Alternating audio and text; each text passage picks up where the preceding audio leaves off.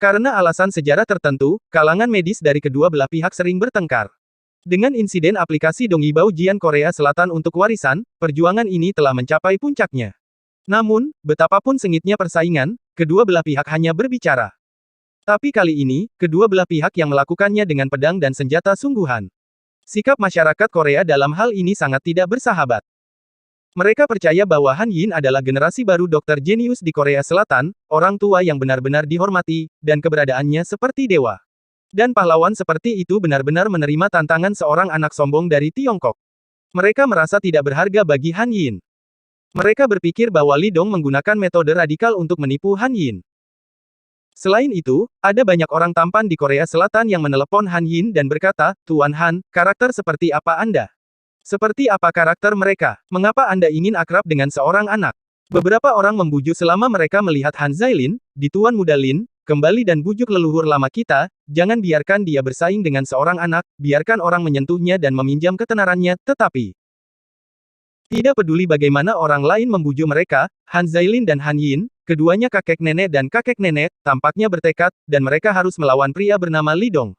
Li Dong, siapa dia? Pria ini cukup terkenal di China, tapi dia jarang dikenal di Korea. Orang-orang Korea tidak tahu energi dan kemampuan Li Dong, jadi mereka pikir Li Dong hanyalah seorang pria yang sombong.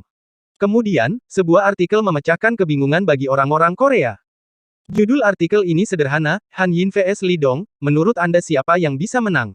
Dalam artikel ini, mereka menyebutkan secara rinci keuntungan dari Li Dong dan Han Yin dan membuat perbandingan rinci. Meskipun hasil perbandingan akhir adalah bahwa Tuan Han Yin menang, artikel inilah yang membuat orang Korea mengetahui sebuah fakta. Itu anak Cina bernama Li Dong, yang masih memiliki beberapa kuas. Tapi, jadi apa? Tidak peduli berapa banyak kuas yang dia miliki, Li Dong masih terlalu muda. Menjadi muda membuktikan pengetahuannya yang terbatas. Ketidaktahuan berarti tidak, tetapi tidak, benar-benar kalah. Ini adalah alasan terbesar mengapa orang Korea percaya bahwa Li Dong pasti akan kalah dari Han Yin. Bahkan beberapa kelompok judi menyiapkan permainan judi berdasarkan permainan ini. Peluang untuk bertaruh pada Han Yin untuk menang adalah 1:3. Peluang untuk bertaruh pada Li Dong untuk menang adalah 40%. Peluang Li Dong sebenarnya 3 kali lipat dari Han Yin. Li Dong tidak tahu tentang berita utama di jaringan Korea Selatan ini dan tidak ingin mengikutinya. Setelah kembali ke hotel, dia menghubungi ketua Ma, Zhou Lin dan lainnya yang menantang di mana-mana, meminta mereka untuk menghentikan tantangan dan datang langsung ke Pulau Jeju. Karena hal-hal telah berkembang hingga saat ini, tidak perlu lagi mereka menantang di mana-mana. Selain itu, risiko yang tidak perlu akan ditambahkan. Rencana Li Dong sederhana. Dia ingin memanggil ketua Ma, Zhou Lin dan yang lainnya, dan kemudian sepenuhnya mengalahkan komunitas medis Korea dalam kompetisi resmi. Dalam hal ini, efek yang dapat dicapai akan belum pernah terjadi sebelumnya. Dan perjalanan mereka ke Korea kali ini juga akan sukses total. Setelah menyelesaikan panggilan telepon, Li Dong hendak melakukan panggilan video dengan Lin Yurou, tetapi pada saat ini, pintu kamar berdering. Bum bum bum. Li Dong harus meletakkan teleponnya dan berlari untuk membuka pintu. Segera setelah saya membuka pintu, saya melihat Sang Guan Waner berdiri di luar pintu dengan gembira. Mau. Li Dong tersenyum dan berkata, begitu pagi. Bagaimana tidurmu tadi malam? Apa tidak apa-apa? Dia baru saja kembali dari sarapan Han Yin, dan sekarang sudah lebih dari jam 9, yang cukup awal. Sang Guan Waner sering mengobrol dengannya atau semacamnya, tetapi kebanyakan dari mereka adalah pada sore atau malam hari, dan saya tidak pernah mencoba untuk datang kepadanya sepagi ini. Dia dan Li Dong ditembak tadi malam, dan Li Dong melompat ke laut sambil diseret oleh Li Dong, dia ketakutan. Tapi sekarang sepertinya dia tidak terlalu terpengaruh.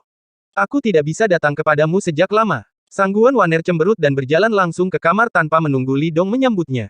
Di luar pintu, pengawalnya berdiri di dekat pintu dengan sangat patuh, tanpa ekspresi. Tak berdaya, Li Dong harus mengikuti. Apakah kamu sudah sarapan? Li Dong bertanya sambil tersenyum. Jika tidak, biarkan aku pergi sarapan denganmu. Makan. Sang Guan Waner menggelengkan kepalanya, dia menatap lurus ke arah Li Dong dan berkata dengan lembut. Saudara Xiao Dong, saya akan meninggalkan Korea Selatan, jadi saya tidak bisa melihat perbandingan antara Anda dan pengobatan Korea dengan mata kepala sendiri. Ketika dia mengatakan ini, Sang Guan Waner merasa tidak mau menyerah. Karena dia meninggalkan Korea Selatan, dia tidak akan melihat Li Dong untuk waktu yang lama. Sebelum datang ke Korea, dia pikir dia tidak akan pernah melihat Li Dong lagi untuk waktu yang lama, pada saat itu, suasana hatinya masih hilang untuk waktu yang lama.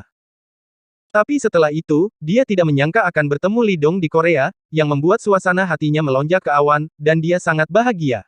Terutama ketika saya dapat melihat pria yang saya cintai di negara ini setiap hari, ini adalah momen paling bahagia bagi Sangguan Waner. Dia dalam suasana hati yang sangat baik setiap hari di Korea. Dia bahkan membayangkan bahwa akan sangat menyenangkan jika dia bisa melihat Li Dong setiap hari dan datang kepadanya setiap hari, berbicara bersama, makan bersama, dan berbelanja bersama seumur hidup. Meskipun mengetahui bahwa ini tidak mungkin, itu tetap tidak mencegahnya untuk memiliki mimpi yang begitu indah. Meski butuh beberapa hari lagi. Namun, sekarang mimpi ini akan terbangun. Setelah insiden penembakan tadi malam, dia harus meninggalkan Korea Selatan. Karena dia terus tinggal di sini, dia akan menghadapi pembunuhan yang lebih berbahaya. Karena itu, dia harus menyelesaikan masalah di sini sesegera mungkin, dan kemudian pergi ke Asia Tenggara untuk berperang dengan keluarga Murong. Dengan cara ini, dia akan meninggalkan Korea Selatan dan meninggalkan Li Dong. Meninggalkan Korea Selatan, Li Dong terkejut sejenak, lalu segera bereaksi, dan berkata sambil tersenyum, apakah kamu akan pergi ke Asia Tenggara? Sangguan Waner mengangguk dan berkata dengan lembut, aku sudah memberitahu ayahku tentang apa yang terjadi tadi malam. Aku sudah mengurus semuanya di sini. Aku akan meninggalkan Korea hari ini dan pergi ke Asia Tenggara, bagus. Li Dong mengangguk dan berkata dengan sungguh-sungguh. Singkatnya, semuanya harus hati-hati, keselamatan lebih utama. Dia tahu betul bahwa begitu wajah terbelah di antara keluarga kaya, setelah perang skala penuh, itu benar-benar akan menjadi jenis kematian tanpa akhir. Dalam hal ini, kedua belah pihak pasti akan melakukan segala kemungkinan untuk saling menghancurkan, dan bahkan saling membunuh dengan cara apapun.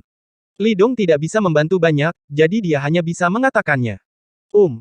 Sangguan Waner menjawab dengan lembut, lalu menatap Li Dong dengan wajah cemas. Apa yang salah? Li Dong bertanya dengan geli. Sangguan Waner seperti itu terlalu langka, seperti anak kecil. Tentu saja dia tahu bahwa alasan keengganan Sangguan Waner adalah dirinya sendiri, tapi apa yang bisa dia katakan? Saudara Xiaodong, kali ini kita berpisah. Aku tidak tahu kapan kita akan bertemu lagi.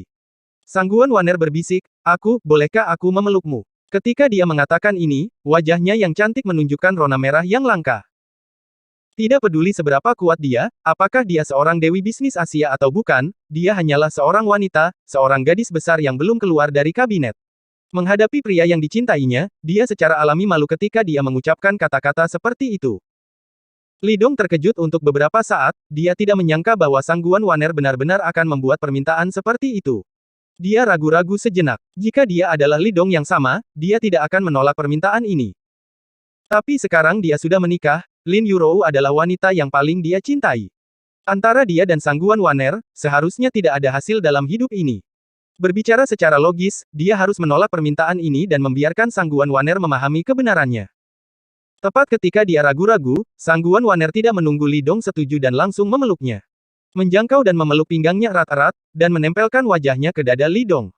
Li Dong tercengang, langsung tersenyum pahit. Gadis ini, keberaniannya benar-benar semakin besar. Namun, dia tidak mendorong Sangguan Waner menjauh, tetapi sedikit menghela nafas di dalam hatinya. Untuk Sangguan Waner, dia merasa sedikit bersalah. Bagaimanapun, pihak lain menolak semua pria baik karena menunggunya selama bertahun-tahun. Lupakan saja, tidak apa-apa memberi pelukan, perlakukan saja seperti kakak laki-laki memeluk adik perempuanmu. Li Dong berpikir begitu dalam hatinya. Pikiran ini baru saja jatuh, Sangguan Waner mengambil inisiatif untuk meninggalkan pelukan Li Dong, dan kemudian, di bawah tatapan terkejut Li Dong, dia berdiri di atas jari kakinya dan mencium wajah Li Dong. Menurut kekuatan Li Dong, mudah untuk menghindari ini. Alasan utamanya adalah Li Dong benar-benar terkejut saat ini, dan dia tidak dapat pulih. Dia tidak pernah menyangka bahwa gadis ini benar-benar akan memiliki 1 inci, tidak hanya memeluknya tanpa persetujuannya, tetapi juga mengambil inisiatif untuk menciumnya. Meski bukan bibir, terlalu berani untuk berinisiatif mencium wajah pria, kan? Waner, kamu, Li Dong menatap Sangguan Waner dengan heran. Sangguan Waner mundur 2 langkah, menutupi mulutnya dengan senyum manis. Dia menarik napas dalam-dalam, wajahnya penuh kepuasan. Kakak Xiaodong, terima kasih, aku pergi, sampai jumpa lagi. Sangguan Waner tersenyum, dan kemudian di bawah tatapan kaget Li Dong, dia berbalik dan pergi. Adapun Li Dong, dia masih belum bisa pulih. Setelah waktu yang lama, dia tersenyum masam, menyentuh wajahnya, dan bergumam, jika Yurou tahu tentang ini, itu akan luar biasa. Beberapa jam kemudian, saat sore hari, Presiden Ma, Zhou Lin, Zhou Hua dan lainnya semua kembali. Kemudian semua orang berkumpul di kamar Li Dong. Li Dong memberi tahu mereka tentang perjudian antara dia dan Han Yin. Dalam hal ini, reaksi Ketua Ma, Zhou Lin dan yang lainnya sama dengan reaksi Tang Liren. Mereka semua berpikir Li Dong terlalu impulsif. Di mata mereka, meskipun pria perunggu akupuntur dan moksi busi sangat berharga, masih ada kesenjangan besar dibandingkan dengan Tai Yi Shenzhen. Yang pertama hanya mewakili makna tertentu, sedangkan yang kedua dapat meningkatkan kekuatan suatu industri. Kemudian, penerjemah Xiao Liu mengirim surat kabar. Judul berita di atas adalah tentang perjudian antara Li Dong dan Han Yin. Sebagai tanggapan, Li Dong sedikit mengernyit. Anda harus tahu bahwa pria perunggu akupuntur adalah alat medis tradisional suci dan belum pernah dikenal masyarakat. Orang Korea bahkan tidak tahu bahwa harta karun yang awalnya milik Cina ini tersembunyi di dalam rumah Han Yin. Dan berita ini tidak hanya menjelaskan pertaruhan antara Li Dong dan Han Yin, tetapi juga menjelaskan secara detail jarum buta yang digunakan keduanya. Jarum buta. Setelah berita ini, semua orang tahu tentang akupuntur jenis ini untuk pertama kalinya, dan mereka penuh harapan untuk teknik akupuntur ajaib ini. Apalagi persaingan antara Li Dong dan Han Yin akan disiarkan secara langsung. Stasiun TV Seoul akan disiarkan langsung ke pemirsa di seluruh negeri. Ini pasti hantu yang dibuat oleh seseorang di pihak mereka. Seperti yang Anda katakan, Han Yin mengundang Anda untuk bertemu pagi ini tadi malam, dan proses pertemuan hanya membutuhkan Anda berdua. Hanya ada beberapa orang yang berjudi secara pribadi. Saya tahu, bagaimana itu bisa diketahui oleh reporter media. Ketua Ma duduk di kursi dan berkata sambil tersenyum. Mereka telah mengalami kemunduran yang parah sebelumnya, terutama provokasi dan serangan jahat dari anak-anak bodoh di Korea Selatan, yang menyebabkan mereka kehilangan muka. Zhou Lin mengangguk dan berkata dengan sungguh-sungguh. Sekarang, mereka mengambil inisiatif untuk menyampaikan berita ke media, berpikir bahwa mereka ingin menggunakan kesempatan ini untuk membangun kembali kepercayaan orang-orang Korea dalam pengobatan Korea. Li Dong, kamu mendorong mereka dengan tergesa-gesa. Li Dong tersenyum dan berkata, ada keuntungan dan kerugian untuk berspekulasi tentang hal semacam ini. Jika mereka menang, maka situasinya akan terbalik lagi, dan orang Korea sekali lagi akan menghidupkan kembali kepercayaan dan antusiasme mereka terhadap pengobatan Korea. Tapi, jika mereka kalah, itu seperti menaburkan garam pada luka berdarah mereka. Ya, Li Dong, kami ingin memintamu untuk memenangkan pertandingan penting ini. Presiden Ma mengangguk dan berkata dengan suara yang dalam. Mereka tidak boleh kalah, dan kita juga tidak boleh kalah. Itu benar, Saudara Li, karena pria akupuntur perunggu itu milik kita, meskipun saya tidak tahu mengapa itu jatuh ke tangan orang Korea, itu milik kita dan kita harus mengambilnya kembali. Tang Yu tidak bisa membantu tetapi berkata. Hei, jika kamu bisa membawa kembali pria perunggu ini, diperkirakan orang-orang dari Kementerian Kesehatan yang mendukung pengembangan pengobatan barat tidak akan berani sombong di depan kita. Seorang ahli tua dari Asosiasi Pengobatan Tiongkok berkata sambil tersenyum. Li Dong memandang para senior di industri pengobatan tradisional Tiongkok di depannya, menatapnya dengan penuh harap, dan dia juga memiliki perasaan aneh di hatinya. Mereka mewakili pengobatan Tiongkok di Huaxia, dan harapan mereka juga merupakan harapan dari semua obat Tiongkok. Jangan khawatir, aku tidak akan kalah. Li Dong menyeringai, matanya penuh tekad. Dengan segala harapan, hari berikutnya akhirnya tiba. Hari ini adalah hari di mana Li Dong dan Han Yin bertanding, hari ini ditakdirkan bukan hari biasa. Bunga nasional Korea Selatan adalah bunga kembang sepatu, dan sekarang saatnya bunga itu mekar. Bunga kembang sepatu akan melahirkan banyak kuncup saat ini, setelah satu bunga layu, kuncup lainnya akan mekar terus-menerus. Karena itu, orang Korea juga menyebut kata-kata seperti itu sebagai bunga tak terbatas. Kali ini, tempat kompetisi antara Li Dong dan Han Yin dipilih di stadion besar di Pulau Jeju. Namanya disebut Mujin Huaguan. Awalnya, balai ini digunakan untuk mengadakan beberapa acara olahraga, seperti permainan bola basket, bulu tangkis atau tenis, dan permainan olahraga lainnya. Namun, kali ini pejabat Korea Selatan menggunakannya untuk mengadakan kontes medis antara pengobatan Cina dan Korea. Pagi-pagi sudah antrean panjang di depan gedung olahraga ini. Orang Korea yang tak terhitung jumlahnya bergegas, dan mereka semua ingin menyaksikan kemenangan dan kekalahan kompetisi ini dengan mata kepala sendiri. Bahkan ada beberapa turis asing yang datang ke Pulau Jeju untuk berwisata, mereka juga ikut-ikut bersenang-senang. Beberapa perusahaan travel bahkan menggunakan game ini sebagai atraksi wisata khusus untuk berpromosi kepada wisatawan. Meskipun perilaku para penggemar Korea itu sangat buruk, antusiasme patriotik dari kain bendera nasional yang diikatkan di kepala mereka telah menginfeksi banyak orang Korea. Akibatnya, banyak orang Korea Selatan mengikatkan kain strip dengan bendera Korea Selatan di kepala mereka dalam segala hal. Atau bisa dibuat menjadi bendera kecil dan dipegang di tangan. Delegasi pengobatan Tiongkok yang dipimpin oleh Li Dong memasuki ruang gimnasium dari pintu belakang. Permainan seperti itu benar-benar tidak pernah terdengar. Seorang ahli tua dari Asosiasi Medis Tiongkok menghela nafas. Haha, bagi kita tidak bisa menerima yang lama. Seorang lelaki tua dari dokter hantu berkata sambil tersenyum, kami para dokter memiliki kecanduan menjadi selebriti sekali, seperti selebriti yang naik ke panggung, itu membuat orang sedikit gugup. Pada saat ini, pintu ruang tunggu didorong terbuka. Seorang anggota staf wanita masuk dan berbicara kepada semua orang, perwakilan Dr. Huaxia yang terhormat, kompetisi akan segera dimulai, silakan duduk di lobi. Li Dong mengangguk, lalu berjalan keluar terlebih dahulu. Setelah melihat ini, Tang Liren dan yang lainnya semua mengikuti dan berjalan keluar satu per satu. Saat mereka memasuki venue, pembawa acara memperkenalkan identitas anggota delegasi TCM dan daftar anggota. Namun, saat ini, ejekan rapi terdengar di venue. Hanya beberapa rekan China dan beberapa turis asing yang memberikan tepuk tangan. Segera setelah itu, ketika Han Yin memimpin delegasi Korea dengan hanbok tradisional, ada tepuk tangan yang sangat hangat. Peluit dan jeritan tidak ada habisnya, seolah-olah saya telah melihat idola saya. Adegan yang lebih mengejutkan muncul. Saya tidak tahu apakah itu sengaja dilakukan oleh pemerintah, seseorang berdiri dari penonton dan menyanyikan lagu kebangsaan dalam bahasa Korea. Kemudian, semakin banyak orang Korea yang berdiri dan bernyanyi bersama. Suara ini semakin keras dan kuat. Ini seperti genderang di medan perang, itu bisa memberi prajuritnya keberanian untuk maju.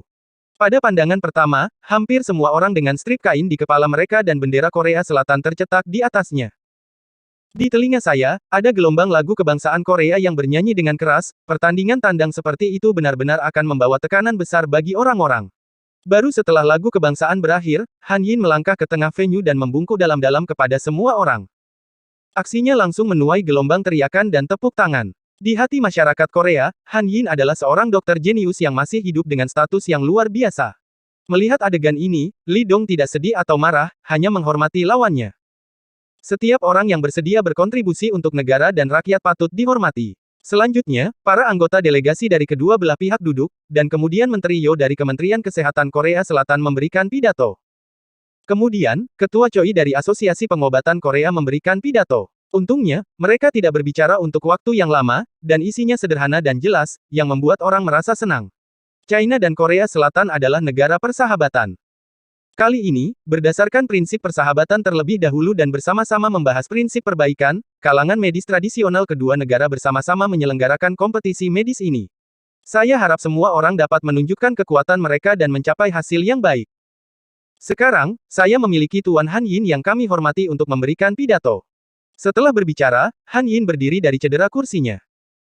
Dia berjalan ke depan panggung, membungkuk kepada orang-orang Korea di sekitar, dan berkata dengan keras dalam bahasa Korea, kami akan melakukan yang terbaik untuk memenangkan setiap kemenangan, tetapi jika kami sayangnya gagal, harap tetap percaya pada obat tradisional kami. Obat tradisional kita tidak mudah berkembang saat ini. Masih sangat muda dan membutuhkan perawatan Anda, tolong. Wow, kalimat ini jatuh, dan tepuk tangan meriah terdengar lagi. Banyak orang bersemangat dan tidak tahu apa yang mereka teriakkan. Li Dong tidak bisa mengerti bahasa Korea, dan Xiao Liu, penerjemah di sebelahnya, tidak bisa menerjemahkan setiap kalimat orang Korea itu. Karena itu, Li Dong tidak tahu apa yang diteriakkan orang Korea. Namun, Li Dong melihat seperti apa penampilan mereka dan tahu apa yang harus diteriakkan oleh orang Korea. Li Dong telah mendengar teriakan seperti itu dari rekan-rekannya berkali-kali. Yang paling adalah untuk datang, mendukung Anda dan kata-kata lain. Han Yin menekan kedua tangannya untuk memberi isyarat agar semua orang diam. Langkahnya segera menenangkan tempat pertemuan yang bising.